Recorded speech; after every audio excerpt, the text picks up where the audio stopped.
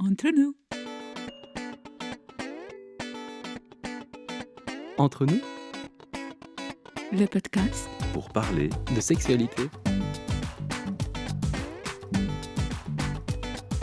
Par vous, avec vous.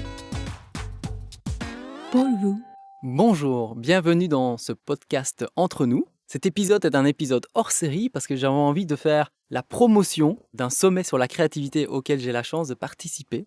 Et donc ce podcast est tout particulier, ça sera à la fois une bande-annonce pour publier l'événement et aussi pour vous offrir en fait des conseils en sexualité. Parce que l'intention des podcasts est toujours de vous aider, de vous accompagner, de vous inspirer. Et donc on va faire les deux. On va parler du sommet et également partager des conseils grâce à Patricia. Alors Patricia, bonjour. Bonjour Olivier, merci pour ton invitation. Et merci à toi aussi pour l'invitation sur le sommet de la créativité. En commençant, je voudrais faire une gratitude à Isabelle Chapuis, à une amie avec qui je collabore déjà en sexualité et qui nous a mis en contact. Et quelque part, toutes ces aventures sont basées sur l'expérience et le bouche à oreille. Et donc, Isabelle nous a mis en contact et tu crées en fait un sommet sur la créativité. C'est ton 3e sommet C'est ça. du 17 au 26 mars, donc c'est tout bientôt. Ouais.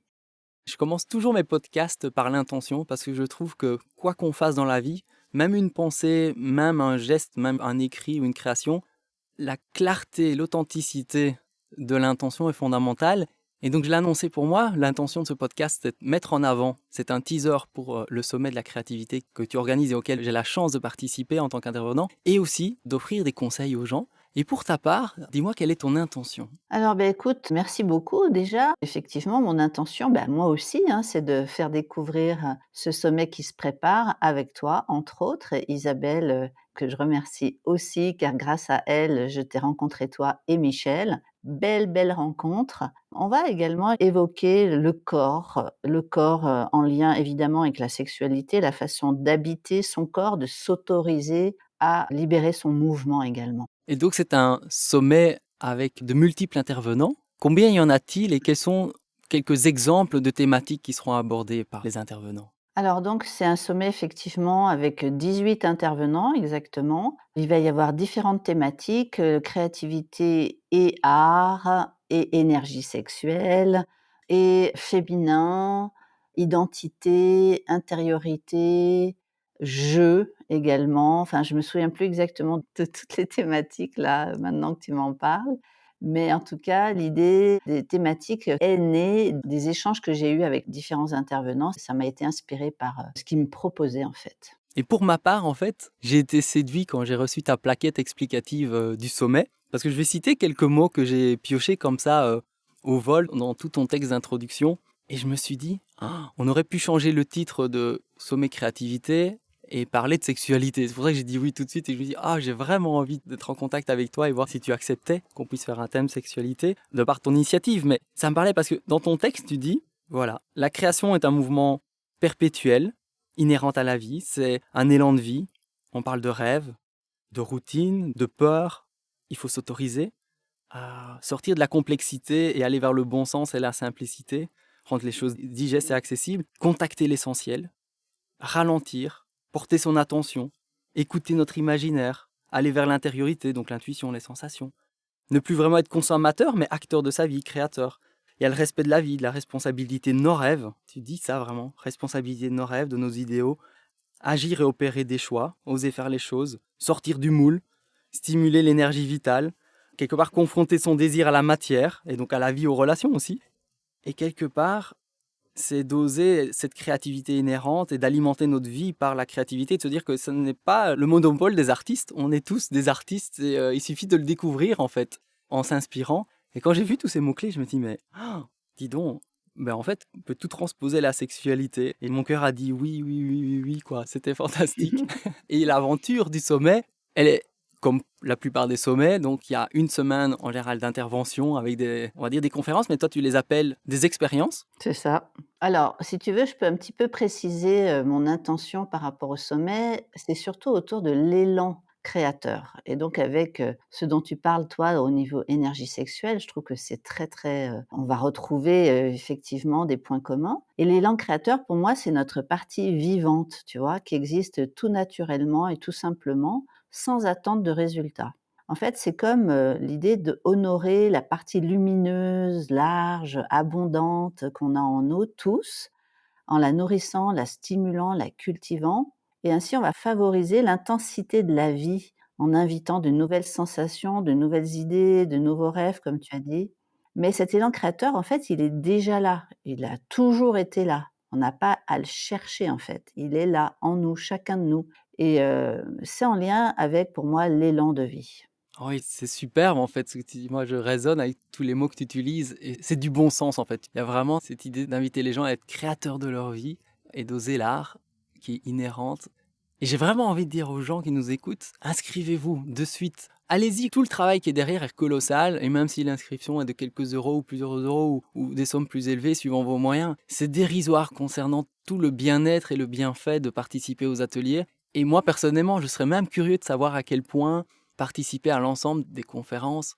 On pourrait y faire des liens avec la sexualité. Si on fait un atelier sur la photographie, par exemple, je donne l'exemple d'Isabelle, et de l'image, en fait, on peut en faire des liens directement et dire « Ouais, je l'ai fait là dans un domaine de confort, mais si je le transposais et je m'autorisais après l'expérience du sommet, et si je le transposais à ma sexualité ?» Et la même chose pour les autres artistes qui vont faire d'autres thématiques, c'est d'arriver à faire des ponts, des liens, se relier, et d'enrichir finalement sa sexualité de manière très simple, ludique, spontanée, comme tu dis, c'est abondant, c'est là, et on pourrait transformer sa vie sexuelle de manière rapide, en fait, grâce à l'art. Si on lui donnait la même place, la même importance, sans honte, sans culpabilité, avec beaucoup d'humilité aussi, de laisser son élan créateur s'exprimer. En fait, on est beaucoup plus riche qu'on ne le pense, hein. Notre talent créatif, il est pratiquement infini. Le potentiel créatif, il est présent chez tous les êtres humains, même s'il n'est pas égal pour tous. Et au fond de nous-mêmes, en fait, que nous le reconnaissions ou non, chacun de nous souhaite contribuer au bien-être collectif en manifestant son essence créatrice pour son propre bonheur, mais aussi pour celui des autres. Et donc, on pourrait le transposer effectivement à la sexualité, à la relation de couple, couple étant large, parce que en fait, on a cette essence à l'intérieur de nous, cet élan de vie, en fait, et on a tous envie, de contribuer au monde d'une certaine manière, même si parfois il y a plein de barrières, de couches entre nous et le monde. Il suffit en fait enfin il suffit, il faut y porter j'invite à travers ce sommet, à porter notre attention, pleinement consciente à cet élan, qui est en nous, en fait. Merci. Et moi, j'invite tout le monde à se dire, c'est à ma portée, ce sommet est fait pour moi. J'ai pas besoin d'être artiste, j'ai pas besoin nécessairement d'avoir un projet. En fait, je vais aller cultiver ma créativité parce qu'elle est omniprésente. Le monde bouge, le monde se réinvente, le monde appelle à ce qu'on crée et qu'on crée sa vie en permanence. Et toutes les conférences et expériences que tu proposes à travers les 18 intervenants, c'est toutes des portes possibles d'un spectre très large. Et te dire, tiens, peut-être que je vais y arriver davantage via ce domaine de ma vie ou cette manière de m'exprimer et que petit à petit, ça fait tache d'huile, un peu comme ça puisse s'étendre à d'autres domaines de notre vie, d'autres zones de confort ou d'inconfort et d'augmenter ce potentiel créatif parce que il peut être extrêmement contagieux en fait. Et c'est souvent inspirant de voir des gens créateurs qui s'expriment pleinement dans toute leur authenticité avec leur triple, leur âme, leur simplicité. Et si on était tous dans cette dynamique-là, en tout cas, on y est de plus en plus, le monde serait encore plus beau. Donc, quelque part, participer au sommet, c'est aussi se dire, ouais, je vais devenir acteur de ce monde qui s'embellit tous les jours et il y a plein de gens qui font le pas et j'ai envie de faire partie aussi de ce mouvement, en fait, de joie. Mmh. En fait, la créativité, c'est une caractéristique vraiment de notre espèce humaine, hein, et c'est un présent insensé et inattendu, que nous fait l'univers, on pourrait dire. Et tu vois, le courage de l'expression, il conduit à la joie, à la guérison, à la régénérescence. C'est comme une nouvelle respiration, une circulation de nouvelles idées, ça permet de reprendre confiance en soi et en même temps, c'est mystérieux et inexplicable et c'est vraiment beau à vivre et d'encourager, toutes les personnes qui nous écoutent et qui vont suivre le sommet à vraiment eux-mêmes connecter avec cet élan et parce que souvent la quête, en fait, elle nous épuise, tu vois? Et par dépit, on va finir par trop manger ou trop boire ou nous réfugier dans la surconsommation ou voir, le surcroît de travail. Parce que d'une certaine manière, il y a quelque chose qui n'est pas nourri. Et tu vois, Guy Corneau avec qui je travaillais, il appelait ça le meilleur de soi.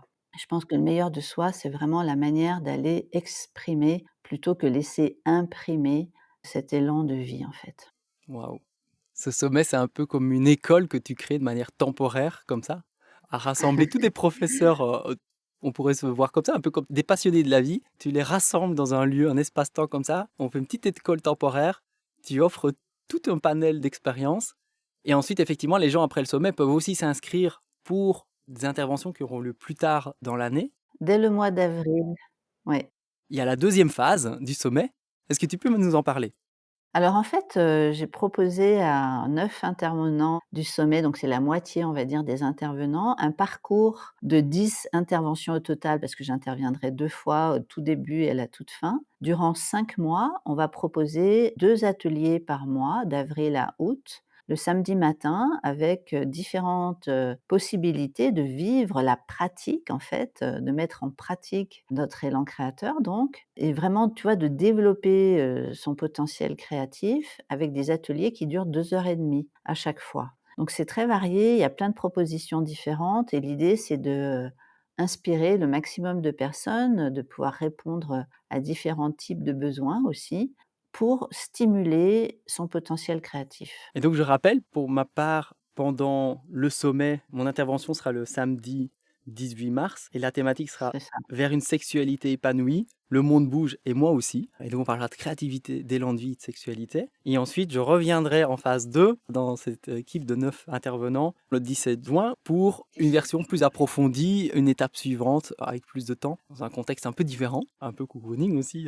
De post-sommet. Est-ce que tu souhaiterais partager quelque chose d'autre à propos du sommet qui te tient à cœur avant de passer au conseil et parler de sexualité maintenant avec toi? Oui, bah, écoutez, je souhaite vraiment que ça soit inspirant pour le maximum de personnes. L'idée cette année, c'est de demander aux gens de s'engager, de participer, d'être acteurs de ce type d'événement qui effectivement demande énormément d'énergie, de temps et d'argent pour exister. Donc, on demande un soutien de la part des participants cette année et donc, l'idée, c'est de venir acteurs de vos vies plutôt que spectateurs et de participer avec nous à cet élan. Voilà. Merci. Alors, dans cette deuxième phase de ce podcast hors série, on va parler de sexualité grâce à toi, Patricia. J'écoutais aussi ton parcours. Tu parles de se réconcilier avec son corps, habiter son corps. Tu parles de l'élan du mouvement, de danse, donc ta passion est aussi la danse. À travers tout ça et ton parcours personnel, ta vie intime et ta passion et ta profession, quel serait ton premier conseil en sexualité pour les gens qui nous écoutent? Alors, bah, mon premier conseil, ça serait de s'écouter, d'écouter son corps, car le corps ne ment pas. Pour le coup, on va se raconter plein d'histoires, hein, on va être beaucoup dans notre mental à parfois être, pris par des espèces de conditionnements, de façon d'être au monde, hein. Mais le corps, lui, il est libre en fait, profondément, et intimement libre à l'intérieur. Parfois, il est coincé sous des couches encore, comme j'en parlais déjà, de conditionnement, de façon de faire, d'être.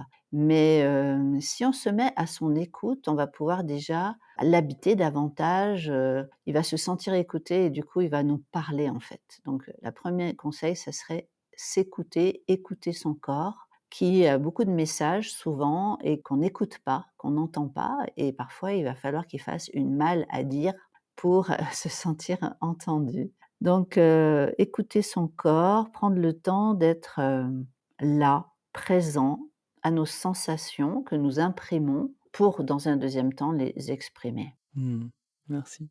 C'est vrai que ça paraît simple, mais écouter son corps, et quand tu as dit, et le corps va vous parler, votre corps communique à partir du moment où on lui laisse la parole aussi. C'est un peu comme, on pourrait prendre l'analogie avec une personne ou un enfant ou je sais pas, quelqu'un à qui on donne pas la parole, qu'on n'écoute pas, ben, il s'exprime plus, il se sent un peu frustré, il devient un peu rebelle ou il devient taiseux ou que sais-je. Le corps est un peu comme ça aussi, il n'attend qu'une chose, c'est qu'on l'écoute et notre mental et nos pensées sont tellement présentes, on a presque l'impression que parfois on s'identifie à des concepts et des mots plutôt qu'à nous laisser vivre, être dans notre corps et d'écouter notre corps. Et que plus on l'écoute et plus il nous parle en fait. Il y a quelque chose de puissant C'est ça. et que ça commence petit à petit. Je fais un peu le lien avec hier, je faisais une soirée information avec hommes et femmes sur l'éjaculation féminine et une des participantes disait, vous savez, moi, mon plancher pelvien était trop de crispation. Elle a suivi en fait la kiné du périnée et le kiné lui disait, mais c'est trop tendu, tu sens tes muscles, ils sont tendus. Et elle comprenait pas. Il faut relâcher tes muscles. Et il y a un moment, il y a eu un déclic. À force de faire l'expérience, elle s'est rendue compte qu'au-delà de détendre, il y avait vraiment la deuxième phase où on arrive totalement à se détendre. Et qu'on laisse le corps se relâcher dans le lâcher-prise, l'ouverture, elle a compris ce que c'était d'être détendue. Mais jusqu'à présent, elle vivait avec un niveau de tension et de crispation pelvien tellement grand que c'était son standard et qu'elle pouvait pas imaginer qu'il y avait une autre réalité. Et quelque part, Mmh. écouter son corps, c'est un peu ça, c'est accepter qu'il y aurait une autre réalité qui est totalement différente que ce que vous n'avez jamais vécu jusqu'à présent. Et avoir ce dialogue intime avec soi est fabuleux, surtout dans la thématique sexuelle, quoi. Merci. Bah, entrer en intimité avec notre corps, en fait, ça nous amène progressivement à l'unir à notre esprit, tu vois? Il n'est pas question de séparer corps et esprit, d'ailleurs, ils ne font qu'une pièce, hein, sans division, mais nous sommes parfois, prisonniers, des menottes de notre esprit et du coup, on vit mal notre corps. Et moi, je pense qu'en éprouvant notre corps, on va petit à petit se réunifier avec nous-mêmes d'abord, puis avec l'autre, dans le cadre de la sexualité, puis avec notre environnement si on peut aller plus loin, tu vois? Et se sentir de plus en plus à l'aise dans son corps. Parce que son corps, normalement, notre corps, au départ, c'est un lieu ressourçant. Il devrait être un lieu ressourçant, en fait. Mhm. C'est très très beau.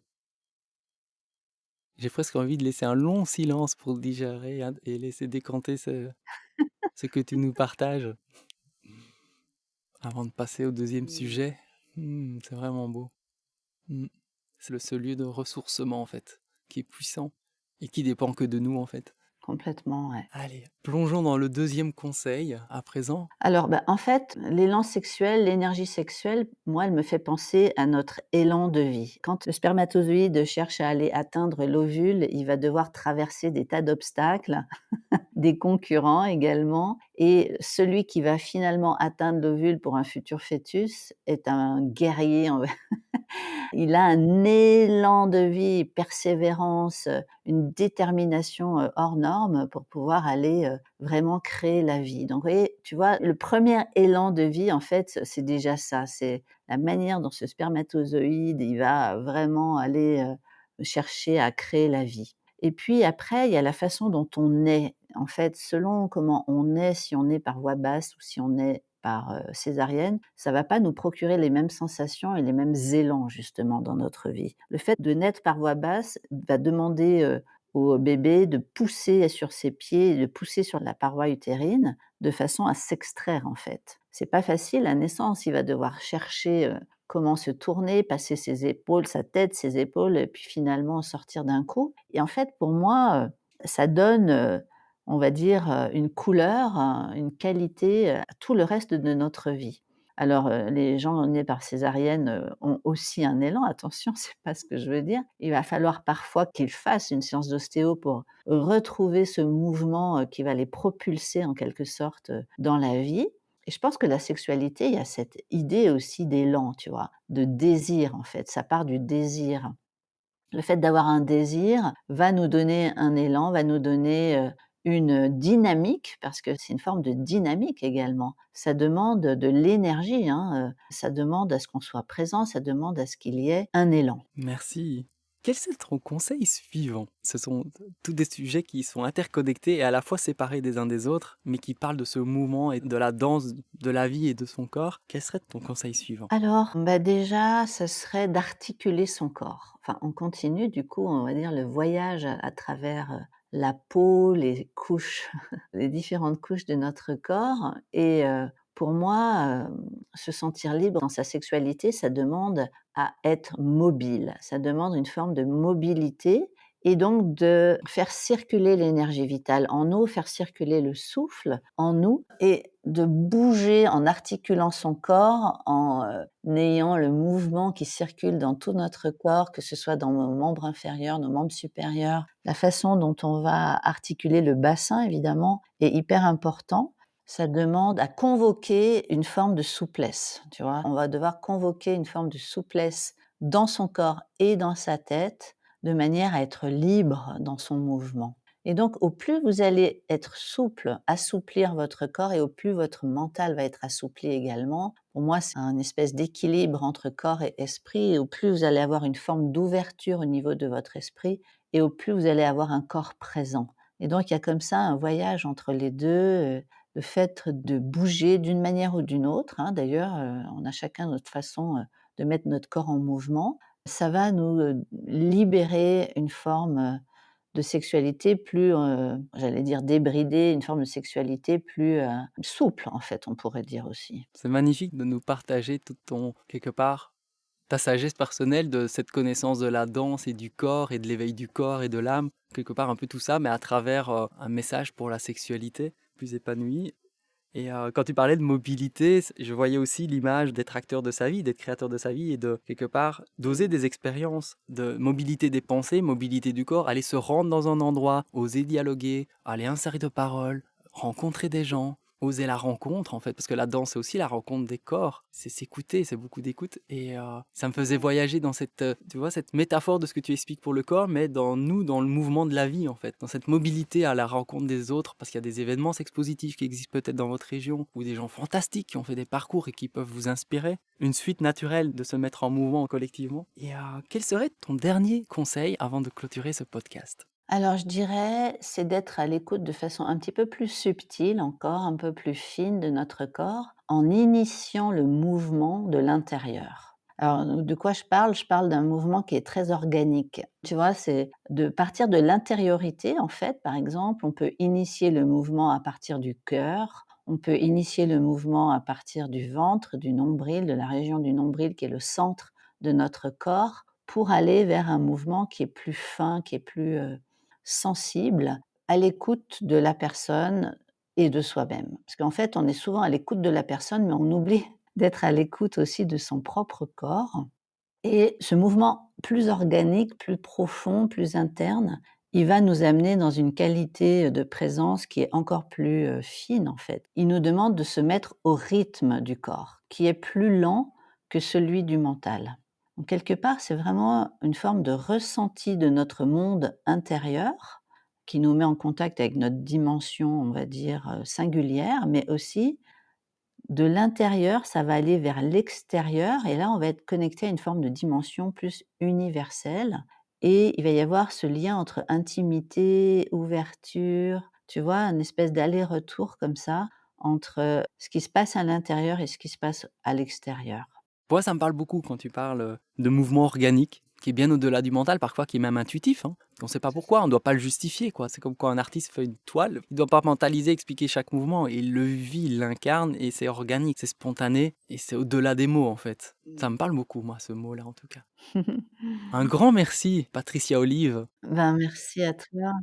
d'avoir créé ce podcast hors série pour mettre en avant ton sommet, cette création. Du plus profond de mon cœur, je te dis merci de créer ces moments parce que moi, je vais diffuser ce podcast et ce sommet à tout mon carnet d'adresses parce que je pense qu'à plein d'égards, au-delà de la sexualité, ça peut aider tellement de gens à être mieux et de vivre plus joyeusement.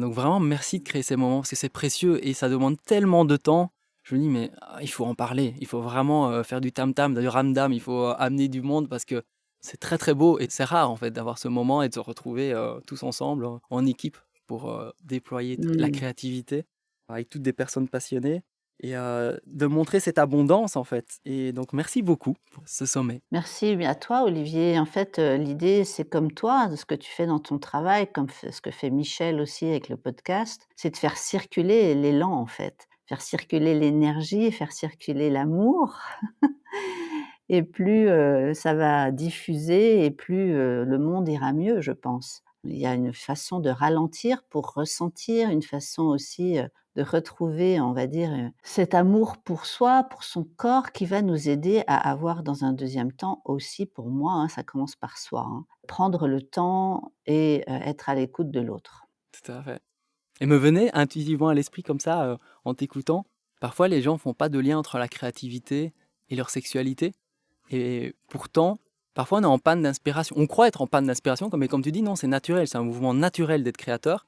Et en fait, il y a un lien direct entre la libido, l'élan créateur, et les désirs et la joie de vivre. Et donc, parfois, quand les gens disent «Ah, j'ai pas de libido», mais en fait, simplement remettre du mouvement dans sa créativité, dans ses propres désirs, quels qu'ils soient, hein, de faire du bien, Mmh. de faire un massage, d'aller rencontrer un ami, de se remettre en mouvement, ça va réveiller en fait tout le corps et la sexualité va réémerger à un moment ou un autre de manière souvent un peu magique et inattendue. Et donc c'est pas toujours en essayant de dire «Ah, j'ai un problème de libido». Non, le problème il est certainement pas, je pense, la libido. C'est un élan naturel. Mais comment se passe ta créativité, ton désir, toi avec toi-même, comment tu l'exprimes ailleurs, partout, dans l'élan culinaire, dans tout ce que tu fais, et remettre du mouvement ailleurs dans ce qui nous plaît. Donc je conseille toujours aux gens, partez de la simplicité, partez de qui vous êtes, et pensez pas qu'il y a des problèmes. Prenez le levier le plus facile pour vous mettre en mouvement, et la sexualité s'exprimera souvent de manière spontanée en fait. Et voilà. Ouais, puis la porte d'entrée, peut être le corps, c'est ça qui est intéressant aussi, hein. Ou une combinaison en tout cas corps, cœur, esprit.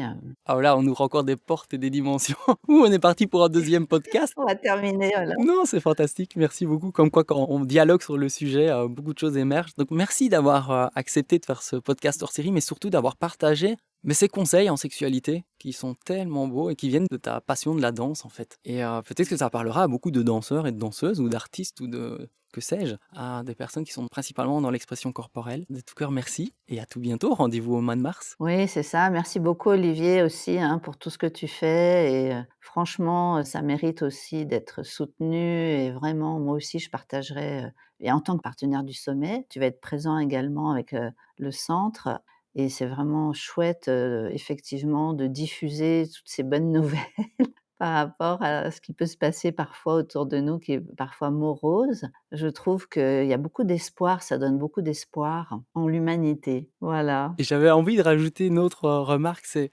imaginez, ça vous parle peut-être pas, vous savez pas, vous n'avez pas le temps, peu importe, mais il y a des moyens aussi de s'offrir le coffret pour le faire à votre rythme au moment où vous êtes libre. Mais vous pourriez aussi imaginer d'offrir cela à votre enfant, à votre adolescent, parce que je pense que certains adolescents sont créatifs ou naturellement ou sont déjà très fortement dans l'art et s'inspirer en fait d'un élan créateur tel que le sommet pour être dans le mouvement de la vie avec des adultes qui prennent pleinement leur part, je pense que ça peut vraiment les inspirer. Dans le podcast précédent que j'ai créé avec Michel, il parlait quel était mon rêve d'adolescent et quelque part je dis waouh, rencontre, être présent là, parfois on peut simplement offrir ce sommet pour quelques euros à son adolescent et dire tu feras le module que tu veux, il y en aura quelques-uns, inspire-toi parce que de toute façon le monde dans lequel tu vas vivre, il s'accélère, il demande de ralentir. Il demande de se connaître, il demande d'être créateur, de se renouveler à son rythme avec joie et bienveillance. Et ça, c'est des capacités qui s'apprennent en fait, et pas nécessairement dans les écoles parfois. Et donc, c'est aussi une école pour nos jeunes, nos adolescents, adolescentes. Donc, j'aurais envie de dire aux adultes qui nous écoutent,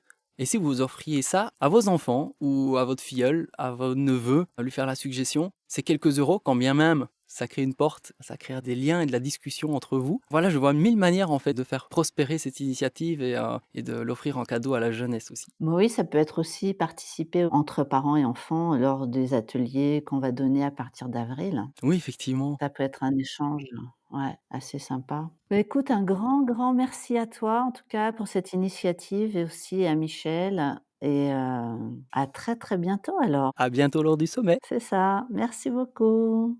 Entre nous. Entre nous, Le podcast. Pour parler de sexualité. par vous, Avec vous. Pour vous.